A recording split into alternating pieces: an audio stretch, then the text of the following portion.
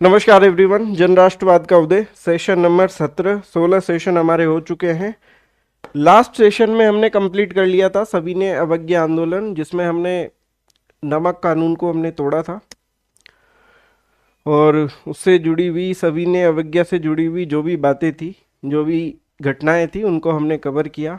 आज के सेशन में हम उसके आगे का टॉपिक प्रथम गोलमेज सम्मेलन को हम कवर करने वाले हैं, जिसको हम क्या बोल सकते हैं, राउंड टेबल कॉन्फ्रेंस भी बोल सकते हैं। आरटी लिख देता हूँ मैं शॉर्ट में, राउंड टेबल कॉन्फ्रेंस। चलिए तो फिर अब हम कर देते हैं इसको शुरू। प्रथम गोलमेज सम्मेलन 1930 से 1931 का समय यहाँ पे मिलता है। सबसे पहले इसके कुछ फैक्ट्स को लेके चर्चा कर लेते हैं। अगर बात करें इसकी तिथि को लेकर तो डेट देख लीजिए, ये सम्मेलन कब हुआ। 12 नवंबर 1930 से 19 जनवरी 1931 तक प्रथम गोलमेज सम्मेलन हुआ। कहाँ? लंदन में हुआ साहब, ये सेंट जेम्स पैलेस में। और उस समय ब्रिटिश सम्राट कौन थे? तो वो थे भाई साहब जॉर्ज पंचम, इन्होंने उद्घाटन किया था। और बात करें उस समय ब्रिटिश प्रधानमंत्री कौन थे? तो वो थे भाई साहब मैकडोनाल्ड, जो कि लेबर पार्टी से संबंधित थे। और मैं आपको याद दिला देना चाहता हूँ, ऐसे 3 सम्मेलन होंगे और तीनों में अध्यक्ष कौन होगा? ब्रिटिश पीएम होगा। यहाँ पे अध्यक्ष कौन है? मैकडोनाल्ड। आगे भी होंगे, तो जो ब्रिटिश प्रधानमंत्री होगा वो इनका अध्यक्ष होगा। और वायसराय कौन थे उस समय? Lord Irwin. तो ये कुछ फैक्ट्स जो आपको पता होने चाहिए। उम्मीद है यहाँ तक की बातें आपको क्लियर हो गई होगी। समझाने का अभी इसमें कुछ भी नहीं है। समझने की जो बात हमारे सामने आती है कि ये सम्मेलन क्यों हुआ था, उस पर हम बात करेंगे। लेकिन इस सम्मेलन की पृष्ठभूमि में आपको क्लियर कर देता हूँ। कनेक्टिविटी बिठाते हैं, सारे टॉपिक को हम जोड़ते हैं। देखिए 1928 में साइमन कमीशन आ गया था। सभी 7 सदस्य अंग्रेज होने के कारण भारत में इसका विरोध हुआ। फिर उसके बाद बर्कनहेड ने चुनौती दी कि सर्वसम्मति से आप बनाइए संविधान, हम उस पर विचार करेंगे लेकिन सर्वसम्मति से होना चाहिए। फिर उसके बाद नेहरू रिपोर्ट आई, जिन्ना के 14 सूत्र आए, असहमति का दौर चला, इनको अस्वीकृत कर दिया गया। फिर उसके बाद हुआ लाहौर अधिवेशन 1929 में।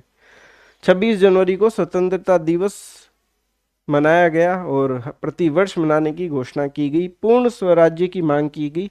फिर उसके बाद सभी ने अवज्ञा आंदोलन चला दोस्तों 1930 में। और फिर उसके बाद क्या हुआ?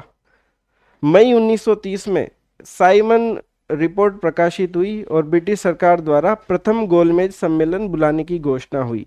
मतलब साइमन रिपोर्ट प्रकाशित हो गई है और गोलमेज सम्मेलन बनाने की घोषणा की गई। बुलाने के पीछे का रीजन आप समझ लीजिए कि गोलमेज सम्मेलन क्यों मतलब आयोजन किया गया था, बुलाने के पीछे का रीजन क्या था। तो पहला पॉइंट ये है कि साइमन कमीशन की रिपोर्ट पर चर्चा करना। ब्रिटिश सरकार ये चाहती थी कि जो भी भारत के दल हैं, जो भी लीडर हैं, वो आए, अपना मत रखें, जो भी बातें हैं वो रखिए ताकि हम इस पर डिस्कस करें और भारत के भावी संविधान की हम रूपरेखा तैयार करना चाहते हैं। और ब्रिटिश सरकार ये जताना चाहती थी कि हम भारतीयों की आवाज़ को सुनते हैं। इसलिए वो सभी को, जो भी दल थे, उन सभी को राउंड टेबल पे बिठा के उनसे बात करना चाह रही थी ब्रिटिश सरकार, ताकि भारत में जो भी आंदोलन चल रहे हैं, जैसे सविनय अवज्ञा आंदोलन उस समय चल रहा था, ताकि जनता के विरोध को कम किया जा सके। ठीक है, तो ये उद्देश्य आपको समझ में आ गए। मुख्य उद्देश्य तो यही था कि साइमन कमीशन की रिपोर्ट पे चर्चा करना था, सुझाव लेने थे, ताकि फिर आगामी जो चेंजेस हैं उनको हम कर पाए और भावी संविधान की रूपरेखा तैयार कर सकें। अब देखिए, इसी के साथ अंग्रेजों की जो छिपी हुई रणनीति थी, गोलमेज सम्मेलन को बुलाने के पीछे की जो रणनीति थी, उसको भी आप समझिए। देखिए यहाँ पे अंतर्राष्ट्रीयकरण, दुनिया को यह दिखाना कि भारतीय धर्म, जाति और विचारधारा के आधार पर बटे हुए हैं। यह जताना कि भारतीय स्वयं लड़ रहे हैं और ब्रिटिश सरकार केवल मध्यस्थता कर रही है। सविनय अवज्ञा आंदोलन की धार को कुंद करना, मतलब उस आंदोलन को कमजोर करना, ये कुछ छिपे हुए ब्रिटिश सरकार के एजेंडे थे। क्योंकि अंग्रेज लोग ये जानते थे कि विभिन्न समुदायों के लोग सम्मेलन में आएंगे, विभिन्न रियासतों के राजा महाराजा सम्मेलन में पधारेंगे, तो सब अपने स्वार्थ की बात करेंगे। तो ब्रिटिश सरकार ये जताना चाहती थी कि भाई ये खुद ही अपने मुद्दों में उलझे हुए हैं और हमारा इसमें कोई लेना देना नहीं है, भारतीय स्वयं ही लड़ रहे हैं और ब्रिटिश सरकार केवल मध्यस्थता कर रही है, ताकि एक बड़े मंच के माध्यम से ये मैसेज चला जाए। तो ये एक छिपा हुआ एजेंडा इनका ये भी था। ठीक है, तो समझ में आ गया। तो ये उद्देश्य थे गोलमेज सम्मेलन बुलाने के। अब देखिए गोलमेज ही क्यों, लॉर्ड इरविन की कूटनीति। ये रही राउंड टेबल। यहाँ पे देसी रियासतें हैं, मुस्लिम लीग है, दलित वर्ग है, हिंदू महासभा है, और कांग्रेस की अगर हम बात करें तो कांग्रेस ने तो भाग लिया ही नहीं था, क्योंकि उस समय सविनय अवज्ञा आंदोलन चल रहा था। देखिए रणनीति पर यहाँ पे क्या लिखा है नोट्स में। कांग्रेस स्वयं को पूरे राष्ट्र की प्रतिनिधि पार्टी मानती थी, सबसे बड़ा दल यही था। तो लॉर्ड इरविन ने क्या किया, कांग्रेस के एकाधिकार को तोड़ने के लिए भारत को छोटे छोटे गुटों में बांट दिया और सबको एक गोलमेज के चारों ओर बराबरी से बिठा दिया, ताकि एक छोटी पार्टी और विशाल कांग्रेस का राजनीतिक महत्व समान दिखे। हालांकि मैं आपको बताना चाहूंगा, ये बात आप देख लीजिए कि सविनय अवज्ञा आंदोलन के कारण भारतीय राष्ट्रीय कांग्रेस ने इस सम्मेलन में भाग नहीं लिया था, प्रथम गोलमेज सम्मेलन में भाग नहीं लिया था कांग्रेस ने। ठीक है, अब देखिए सर, अब बात आती है सम्मेलन में कितने प्रतिनिधियों ने भाग लिया था। तो ये फैक्ट आप ध्यान रखें, 89 प्रतिनिधियों ने भाग लिया था सम्मेलन में। टोटल 89 थे। 16 प्रतिनिधि ब्रिटिश दल से, 16 प्रतिनिधि देसी रियासतों से, भारत के विभिन्न राजा और रजवाड़े। जैसे हम राजस्थान की बात करें तो बीकानेर से कौन गए थे, आप कमेंट करके बताइएगा। हमारे राजस्थान की बीकानेर रियासत से भी एक राजा गए थे इस प्रथम गोलमेज सम्मेलन में। और यहाँ पे 57 प्रतिनिधि ब्रिटिश भारत से।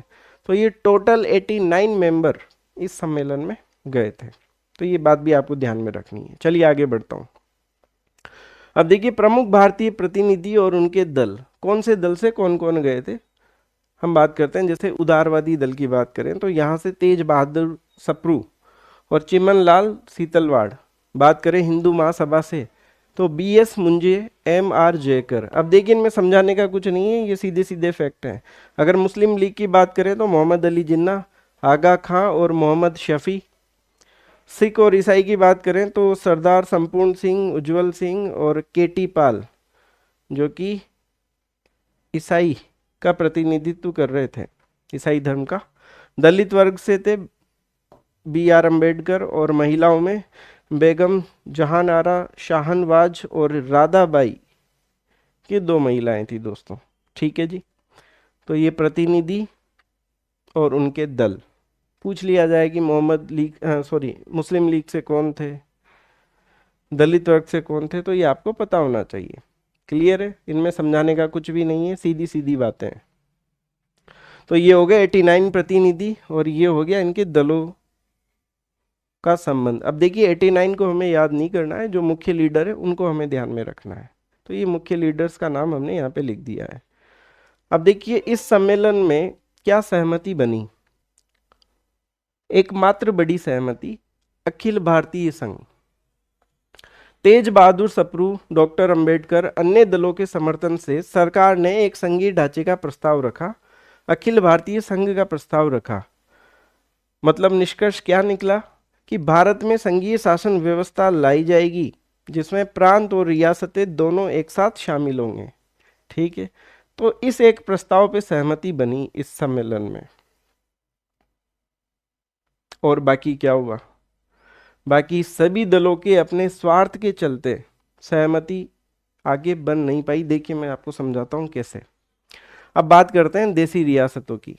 तो देसी रियासतों ने क्या कहा कि संघीय ढांचे में उच्च सदन में 50% सीटें और निम्न सदन में भारी प्रतिनिधित्व की मांग की यहाँ पे देसी रियासतों ने। कि भाई हमें 50% सीटें चाहिए उच्च सदन में। साथ ही मुस्लिम लीग ने क्या कहा, जिन्ना ने स्पष्ट किया कि जब तक उनके 14 सूत्रीय कार्यक्रम को स्वीकार नहीं किया जाता कोई सहमति नहीं बनेगी।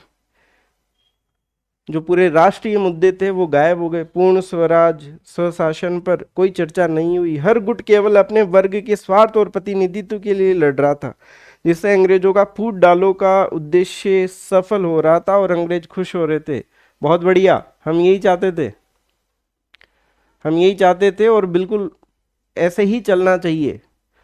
क्योंकि यहाँ पे देखिए क्या बोलते हैं, जो छिपा हुआ एजेंडा था जो मैंने स्टार्टिंग में बताया था आपको, कि अंग्रेज ये बताना चाहते थे कि भारतीय स्वयं लड़ रहे हैं, भारतीय धर्म जाति विचारधारा के आधार पर बटे हुए हैं।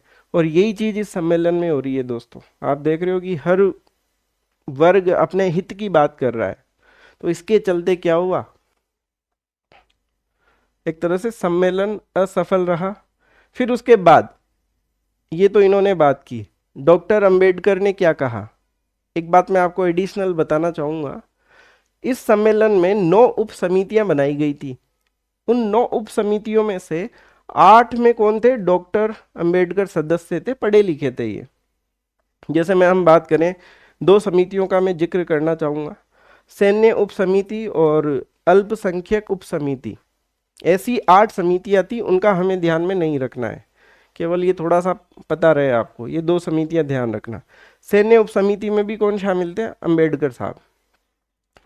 उन्होंने भारतीय सेना में अनुसूचित जातियों की सीधी भर्ती की मांग उठाई और ब्रिटिश सेना प्रमुखों से इस पर चर्चा की कि भाई अनुसूचित जाति के लोगों की भी भर्ती किया जाना चाहिए, और डायरेक्ट अधिकारियों से अंबेडकर साहब ने बात की। साथ ही इन्होंने क्या कहा, मुसलमानों की तर्ज पर उन्होंने अनुसूचित जातियों के लिए भी दृढ़ता से पृथक निर्वाचन की मांग रखी कि भाई हमें भी अब पृथक निर्वाचन दिया जाए। तो ये मांग इन्होंने रखी अंबेडकर साहब ने, जिसका विरोध हिंदू महासभा के लोगों ने किया। अब थोड़ा सा मैं समझा देता हूँ। देखिए, कुछ विद्यार्थी कंफ्यूज होते हैं कि एक तो आरक्षित सीट और एक होता है पृथक निर्वाचन, इनमें क्या फर्क होता है, इसका अंतर समझिए। मैं आपको समझाता हूँ सबसे पहले कि जैसे ये आरक्षित सीट होती है ना, इसका मतलब क्या होता है। अब इसमें क्या होता है कि केवल उसी विशेष समुदाय का उम्मीदवार होगा। एक तरफ मैंने लिखा है कि उम्मीदवार कौन होगा और दूसरी तरफ है मतदाता कौन होंगे। तो जहाँ पे रिजर्व सीट की बात की जाती है, तो जैसे मान लीजिए भी कोई सीट एससी एसटी के लिए रिजर्व है, तो केवल उसी समुदाय विशेष का उम्मीदवार बनेगा, लेकिन उस क्षेत्र के सभी नागरिक मतदाता होंगे, सभी धर्म के, सभी जातियों के। तो ये तो होता है आरक्षण वाला मामला। और पृथक निर्वाचन में क्या होता है भाई, उम्मीदवार उसी विशेष समुदाय का होगा और उसमें मतदाता भी उसी समुदाय के लोग होंगे, अन्य कोई नागरिक वोट नहीं डाल सकता, उसी समुदाय विशेष के लोग ही वोट डालेंगे। समझ गए भाई, जैसे यहाँ पे मुस्लिम है उम्मीदवार, तो मतदाता भी फिर मुस्लिम ही होंगे। यही तो है पृथक निर्वाचन। समझ गए क्या बात। तो पृथक निर्वाचन और आरक्षित सीट में अंतर आप समझ लीजिए, ये केवल आपकी समझ के लिए मैंने अलग से डिफाइन किया है इसको। तो यहाँ पे अंबेडकर साहब ने भी क्या कहा कि मुसलमानों की तर्ज पर उन्होंने अनुसूचित जातियों के लिए भी पृथक निर्वाचन की मांग रखी। लेकिन क्या हुआ रिजल्ट, पृथक निर्वाचन समाज को पूरी तरह बांट देता है। इसलिए हिंदू महासभा और अन्य राष्ट्रवादी नेताओं ने अंबेडकर जी की इस मांग का भारी विरोध किया। तो फिर ये बात आगे बढ़ नहीं पाई। परिणाम क्या रहा सम्मेलन का, आपसी मतभेदों और स्वार्थों के कारण बिना किसी ठोस संवैधानिक निष्कर्ष के सम्मेलन अनिश्चित काल के लिए स्थगित कर दिया गया कि भाई चलो अब इसको तो स्थगित करते हैं, अगले वाले में बात करेंगे, है ना। तो इस प्रकार से स्थगित कर दिया गया। ब्रिटिश सरकार का निष्कर्ष, वे भारत की आपसी फूट को अंतर्राष्ट्रीय स्तर पर प्रदर्शित करने में सफल रहे। अंग्रेज, उन्होंने स्पष्ट एहसास हो गया कि भारत की सबसे बड़ी संस्था कांग्रेस के बिना भारत में कोई भी संविधान या सुधार लागू करना पूरी तरह असंभव है, कि कांग्रेस के बिना नहीं हो सकता। अब कांग्रेस को लाना ही पड़ेगा यहाँ पे गोलमेज सम्मेलन में। तो फिर ब्रिटिश सरकार ने आगे का रास्ता निकाला। कि कांग्रेस को हम कैसे आरटी पर लेकर आए। आरटी का मतलब आप जानते हो ना, राउंड टेबल, गोलमेज। गुटखा खाने वाले आरटी का कुछ अलग मतलब निकालते हैं, आरटी का मतलब है राउंड टेबल। अब देखिए लॉर्ड इरविन ने क्या किया फिर। वे अब कांग्रेस को लाना चाहते हैं, लेकिन कांग्रेस के लीडर जो भी सर्वे सर्वा है महात्मा गांधी, वो तो जेल में बंद है।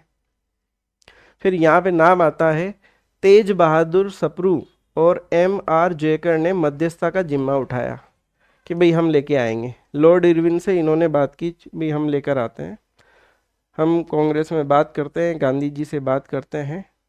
तो फिर उसके बाद 26 जनवरी 1931 को गांधी जी को रिहा किया। सकारात्मक माहौल बनाने के लिए महात्मा गांधी और कांग्रेस के शीर्ष नेताओं को जेल से रिहा किया। फिर उसके बाद सप्रू और जयकर के प्रयासों से गांधी इरविन समझौता हुआ, जिसने कांग्रेस के द्वितीय गोलमेज सम्मेलन में भाग लेने का मार्ग प्रशस्त किया। समझ गए क्या? अब अगला जो कदम होगा वो होगा गांधी इरविन समझौता होगा। समझ गए क्या? यानी कि अब जो हमारी नेक्स्ट क्लास रहेगी उसमें हम किस पे बात करेंगे? गांधी इरविन समझौते के पर हमारी अब चर्चा होगी। आप देख पा रहे हैं, समझ पा रहे हैं कि हम क्लास में एक कड़ी से दूसरी कड़ी को जोड़ रहे हैं। समझ गए आप? हर चीज एक सिस्टेमेटिक फॉर्म में चल रही है, कहानी के फॉर्मेट में चल रही है कि पहले ये इवेंट घटित हुआ, फिर उसके बाद ये, फिर उसके बाद ये। अब द्वितीय गोलमेज सम्मेलन होगा, उससे पहले गांधी इरविन समझौता होगा। तो अगली नेक्स्ट क्लास में हम गांधी इरविन समझौते पर बात करेंगे कि गांधी जी ने क्या शर्तें रखी और लॉर्ड इरविन ने भी क्या शर्तें रखी, क्या माना नहीं माना, क्या परिणाम निकला, उस पर हमारी बातचीत रहेगी। इस क्लास का पीडीएफ आपको कहाँ मिलेगा? इसके लिए आपको कपिलांश एकेडमी का एप्लीकेशन गूगल प्ले स्टोर से डाउनलोड करना पड़ेगा। एप्लीकेशन को डाउनलोड करें, रजिस्टर करें और इस फर्स्ट ग्रेड वाले सेक्शन पे क्लिक करेंगे तो यहाँ पे एक सेक्शन आएगा टेस्ट सीरीज का। तो इस टेस्ट सीरीज पर क्लिक करेंगे तो चौथे नंबर पे एक इंडियन हिस्ट्री की टेस्ट सीरीज होगी, उस पर आप क्लिक कीजिए और वहाँ पे कंटेंट में यूट्यूब क्लास पीडीएफ का एक फोल्डर होगा जहाँ से आप फ्री में इसका पीडीएफ प्राप्त कर सकते हैं। यूट्यूब क्लास पीडीएफ का एक फोल्डर होगा, वहाँ से सारी क्लासेस के पीडीएफ आप फ्री में प्राप्त कर सकते हैं और यहाँ पे टेस्ट सीरीज भी आप ज्वाइन कर सकते हैं। हर टॉपिक के टेस्ट अवेलेबल हैं। ठीक है, तो मिलते हैं नेक्स्ट क्लास में जिसमें हम गांधी इरविन समझौते पर अब हम बात करेंगे। धन्यवाद।